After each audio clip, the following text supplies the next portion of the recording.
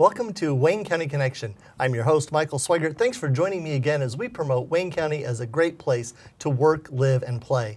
You know, every month we feature a different individual in the agencies that they represent that are doing their part to make Wayne County a great place to work, live, and play. And every month we encourage you to get connected as well. So either get connected with our guest today or with previous guests or with an agency that you used to be involved with, or maybe a new agency that you haven't heard of yet, and get involved in our communities.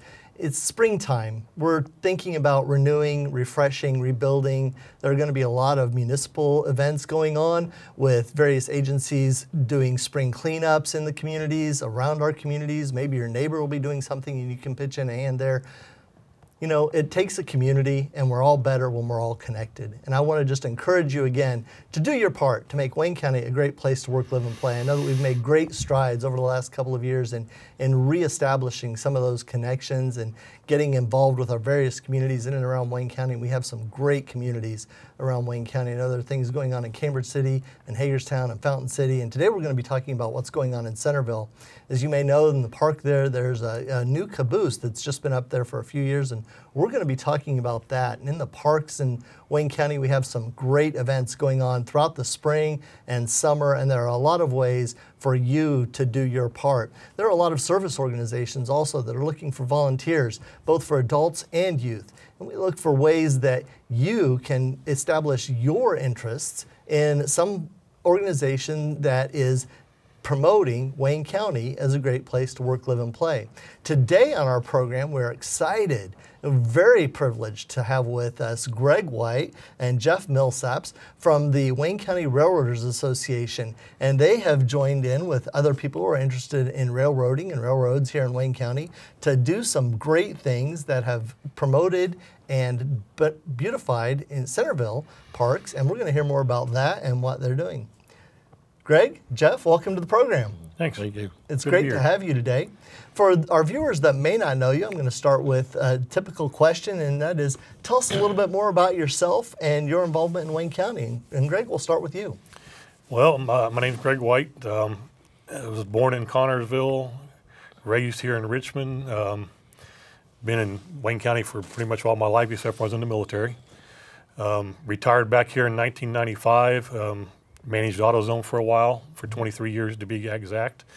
And when I first got back, I got involved with the Richmond Railroaders, which I'm still involved with. And then when Wayne County Railroaders become about, I got involved with them.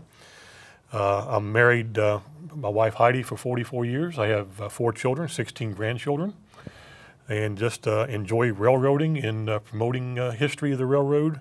What I do know, I'm not no expert by any means, but just really have fun and have a bunch of good, great guys. We hang out and do our thing and try to get people interested in it. All right. Well, there's a lot of interesting things about yourself that would be interesting just to talk about in the program. Being married for 44 years is an accomplishment in and of itself.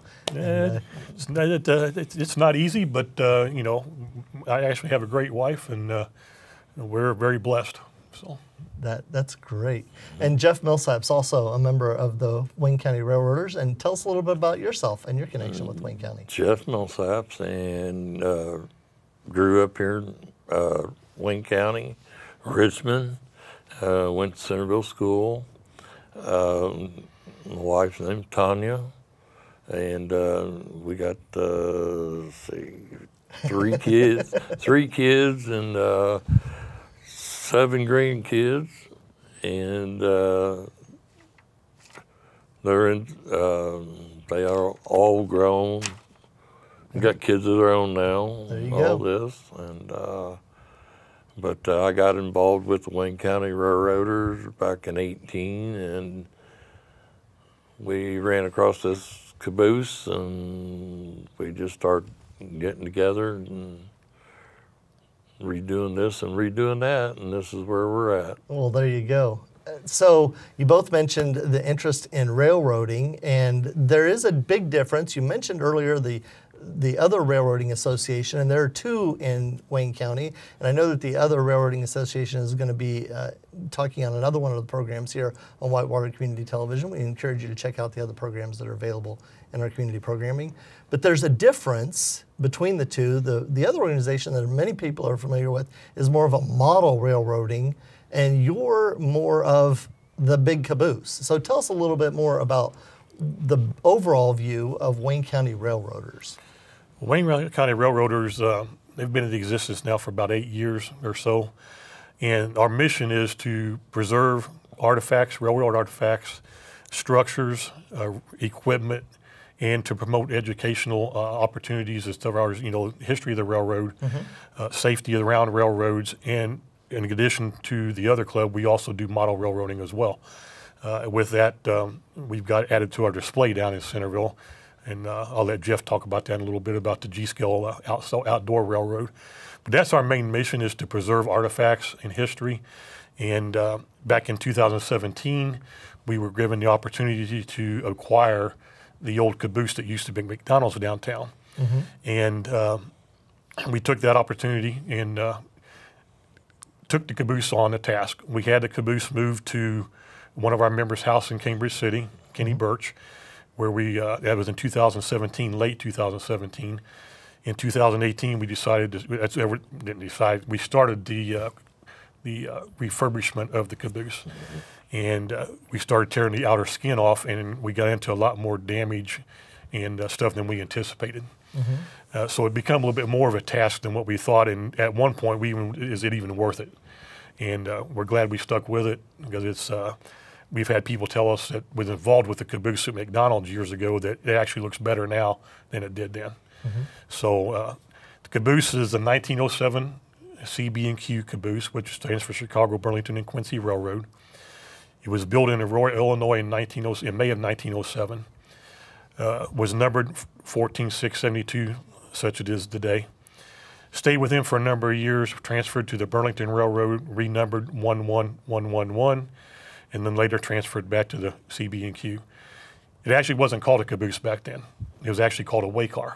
Okay. And I didn't realize this until learning a little bit about history, is different railroads called their cabooses, they're the end of the train, different things. Chicago, Quincy, and Burlington and Quincy, and the Burlington Railroad called them waycars. Pennsylvania Railroad, for example, called them cabin cars. Then most other railroads called them cabooses. So that's why we call it a caboose too, because that's more familiar to people. So that's kind of a little bit of the history of it. Come to Richmond, Wayne County in November 1974. Opened up at McDonald's downtown in 1975 in May. Stayed with the McDonald's until 1989 when it moved to the school system. And then, like I said, we acquired it in 2017 and took on the task of bringing it back to where it's at now. Thank you for that interesting history about that artifact. That is really interesting. And then the Wayne County Railroaders, your mission is to preserve those artifacts. So tell us about the preservation, because it is beautiful. For those of you that haven't visited the Caboose in the park in Centerville, I encourage you to get out there and do that. But tell us a little bit more about that. You said it evolved into a much bigger project than you first thought. Well, in order to move it, we had to take the cupola, the top part of it off, which was a task in itself there, and then getting it back on was even more of a task, because it wasn't. I won't get into all that, but anyway, the backside, as you look at the Caboose now, the backside where the deck's at, that was the worst part, was all rotted out, and so we had to replace all that structure in there, that infrastructure. The part of the flooring inside had been rotted out, so all that exterior skin's all been replaced. All that structure inside's been redone.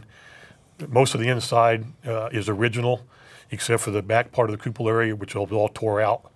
So all had to be rebuilt. Everything inside has been rebuilt on the back half of the Caboose. The front half, all of the front walls and everything are all original, except for about the top maybe 9 inches or so. That's been replaced because we put lighting in, so we'd be able to light it up, which wouldn't have been there back in 1907. Right. We just did recently add a conductor's bench in there in the desk. That's been added in now. The chairs up on top in the cupola have been custom made to kind of replicate what was in there back then, because you can't find that stuff anymore. And we're still working on it. We still got a lot of restoration to do. Jeff's been really looking for a sink and stuff to go in there and to work on that. We've got a potbelly stove in there now that was like with the potbelly stove in there back in 1907. Got some more outside cosmetic stuff to do on the outside, but it's been been a chore, repainting, new flooring, just a lot of work in there. Jeff, Greg's just mentioned a lot of the refurbishment that's been going on in the inside of the car there and your involvement with it. I'm going to ask you a question about the waycar or the Caboose. Tell viewers that just might think, oh, it's just the end of the train, a little bit more about why these structures, a stove, a conductor's bench, and so forth, would be important in that artifact in railroads. The benches in the cupola were for like the brakeman. They could look out the window and look down along the side of the cars. And he could always tell if a car was on fire, the bearings were going out, and he could could stop it with his brake. And that's how they usually could tell whether fires or what was happening at all times. And as far as it was just a general maintenance for the guys in the cupola. If something went wrong with it, there was guys in the cupola or the Caboose at all times. It was for maintenance. On modern trains, we don't see a Caboose so often anymore. Not anymore. Rarely, if ever. Even on passenger trains, a Caboose isn't a feature of modern railroads. Was that because of an increase in safety equipment or just a change in the way that railroads wanted to staff their operations? I think it was a staffing, change of their operations, keep costs down. At times, I think they need to go back to the Caboose after what's happened lately, but yeah, I think it would just keep costs down. So when you're, go ahead, Greg. Let's see, one of the big reasons they got rid of cabooses is because there was not a need for all those gentlemen to be in the back. Usually the conductor, the brakeman, and was back in the back. The front, you had your engineer and your fireman, because back then we had steam locomotives. So the cabooses really started to disappear when the diesel era came about. They were still around for several years, but then they slowly dwindled away because there wasn't a need for all those guys. They could do everything from the front engine. Where before, you had the conductor in the back in the caboose. He had all the way bills for all the freight that's on there. He had control of the train. The brakeman was back there. He can, like he said, can sit up in there and watch for issues to come about. Inside the caboose, they had flags. So back then, you didn't have radios like we have now. They had flags. So they could signal the engineer in the front with a different color flag to tell him what's going on. You need to stop the train, or whatever. We've got another train coming behind us, or different reasons, different things. Different colors flag meant different things. So that's kind of reason why the caboose really went away, is because the transition to diesel era, there wasn't really a need for them. Back then, a lot of your rail cars were made of wood. Right. And then we had the steam engines that threw out a lot of sparks, and that's what and brakes would set the cars on fire. And as we've transitioned to, as you said, diesel engines and metal rail cars, those risks have gone away. It's really interesting to me as we talk about railroad safety that is news right now, and railroads also played a big part in timekeeping in America in particular. And we just had the transition to daylight savings time, but one of the reasons that we have standard time zones is because of the railroads, so that because without radios, trains had to go on time, because it's not like roads.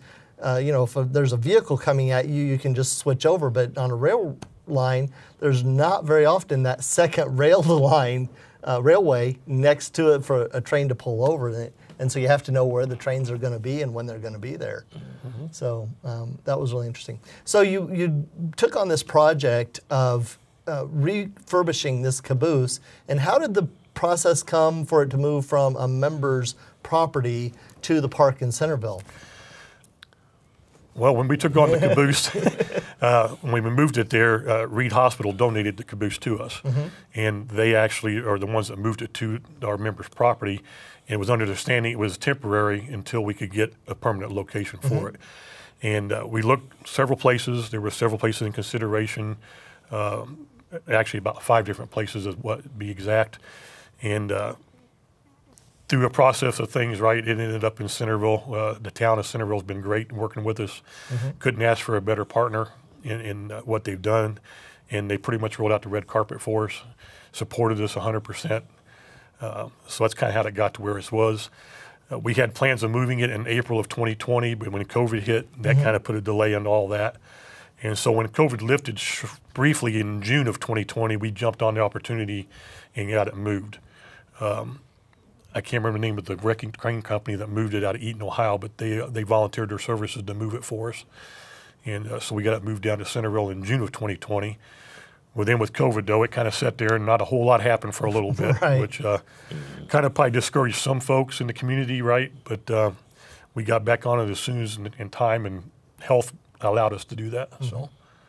And some great strides have been made. It's great to hear that connection with an agency that saw something that's going to benefit our community and volunteer to donate the effort and the energy and the resources to make that happen. But as you talk about it sitting there, I know that the Caboose has played a big role in the Christmas and Centerville celebrations the last couple of years, and so that partnership with the town there is a great partnership for the Wayne County Railroaders.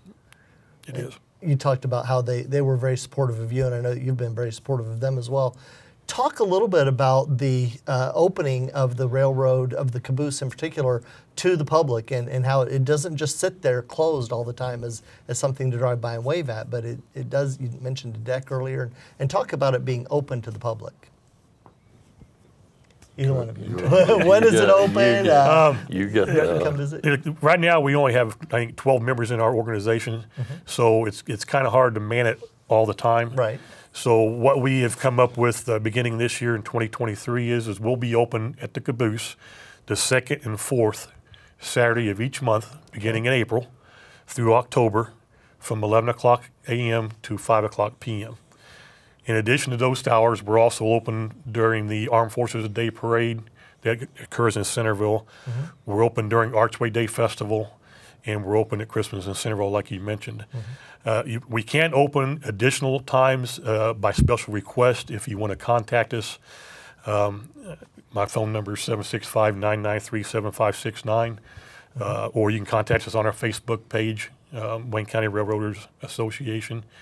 And so that's kind of when we're open. That's when our plans are to be open this year. So it is open to the public. We encourage you to come down. We want to see you. We welcome you. And the more the merrier. Yeah, surprisingly, when I was trying to get in touch with you about the program, I saw a bunch of vehicles parked outside the Caboose. And I was like, oh, there's somebody there. And I walked in, and I was invited in. Everybody offered me a seat, like, come on in, join up. They didn't ask, why I was there or anything. It's just like, if you're interested, come in, we'll make space for you. So one of the members got me a chair even, and that was just really nice. I felt very welcomed and encouraged to participate in the meeting that I wasn't even part of, really. And so that was... Our meetings are the third Monday of the month at 6 p.m., or actually 6:30 p.m. at the Caboose. And the public is more than welcome to come. We like to hear your ideas, your suggestions, what you like to see, what you don't like to see, because all we can make it better is with your input. What would encourage you to come down more?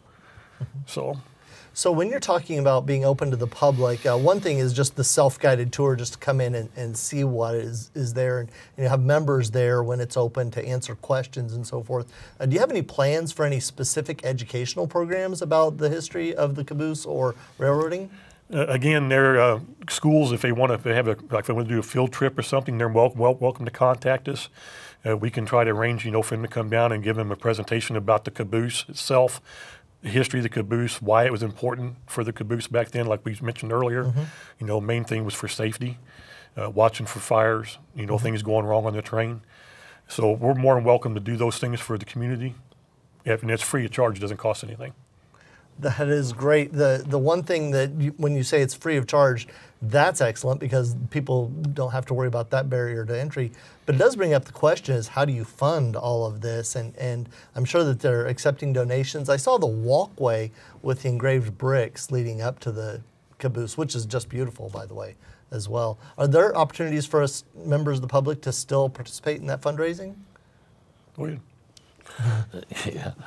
Yeah, we are selling the brick Okay. to help finance everything that we do for the Caboose and equipment and so forth like that. And then help buy equipment. And then we're putting on just some sold some Christmas ornaments. Okay. And to help raise money. I saw those Christmas ornaments. You had some in 2021 with the Caboose, and then you had another one that was just a Christmas. It was an undated locomotive. Is that going to be a regular thing for you guys, or are you going to do a new car every year? Are we going to eventually have a train around our tree? We're going to try. Going to try? And as of right now, I'm going to say yes. Well, now it has to happen because it's public. That's the goal. Try to do a different car every year, and for Christmas. Well, speaking of doing a different car, we've mentioned it a couple of times. In addition to the Caboose there at the park in Centerville, there is the outdoor display, and you mentioned the G-scale display. Can you tell us a little bit more, Jeff, about what that is, the Model Railroad Outdoors? It's a G-scale garden layout. And it's right now we've got 2 trains be running on at all times. Now we're getting ready to do some more work on it as far as landscaping and put some more track down, be some bridges, and more display, finishing it out on the inside. Okay. And that'll be happening this summer. And we're going to put a little more track down. And if I remember right, it's like 24 foot wide at one end and 16 or 17 foot at the east end, and it's like 44 foot long.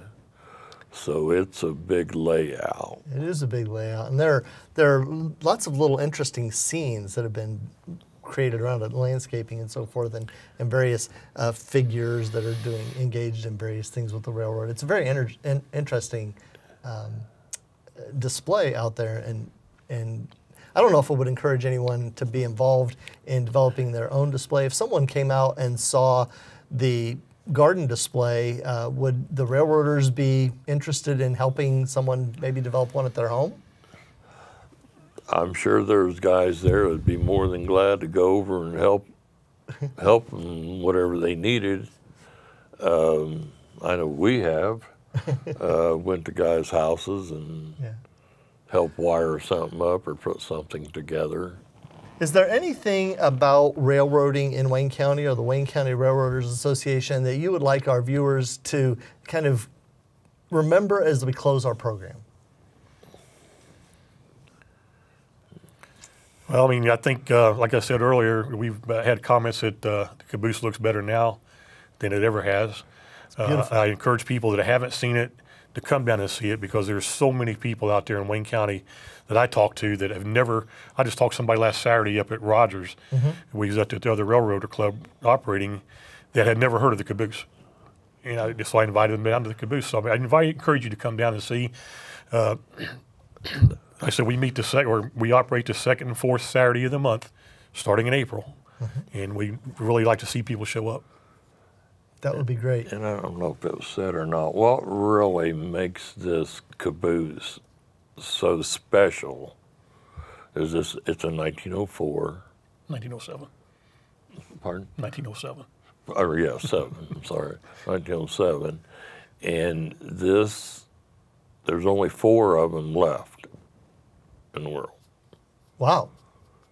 And as far as the trucks, the wheels part, they're not all made of metal. They're made of wood, these trucks. So this is what makes this Caboose so special. And when you talk about the trucks, you're talking about the wheel structure that the Caboose cabin sits on. Right. I'm kind of stunned because they only made trucks 3 years with the wood, big oak timbers in them, and then they did it away because they caught on fire all the time. So that's what makes this unique. There's not any hardly left out there like this. I feel like we buried the lead there, and I hope that people stay attuned to the very end for that special reveal about importance and the value of this structure. And it's really interesting when you're talking to people about this and you're showing them, you know, this is what makes this so special. And then you take them out and you show them the oak beams. Mm-hmm. Well, then they start asking questions. How'd this happen? How'd that happen? And it's just interesting to talk to people. And that is very interesting, and I may have to come out to one of your Saturdays and ask some more questions and look at those in a little more detail. Sure, you're welcome. Greg White and Jeff Millshap have been our guests today on Wayne County Connection as we talk about the Wayne County Railroaders Association and the important work that they're doing in our community, specifically in Centerville with the Caboose and the Railroad Garden, but in making Wayne County a great place to work, live, and play. Gentlemen, thank you for coming on the show today, and we wish you much success. And thanks for having us. We'll look forward to seeing you this summer over in Centerville. Appreciate it. Thank you. And thank you for watching. It has been important, and I want you to share this program with people who may not have seen it on broadcast. We are available streaming and online, and you can check out more about that at the Whitewater Community Television website and get information about when those are visible. It's also visible on the Whitewater Community Television YouTube page. So we encourage you to share this program with people who are outside of our area who may just want to come see an interesting artifact and spend a day in Centerville, or they may want to have an interest in railroading in general. I've been your host, Michael Sweigart. Thanks for joining me this month. On behalf of our producer, Jenny Lauman, our director, Wes Miller, and all the staff here at Whitewater Community Television, thanks for watching. Get out and do your part to make Wayne County a great place to work, live, and play. Visit the Whitewater Community and the Wayne County Railroaders. We'll see you next month.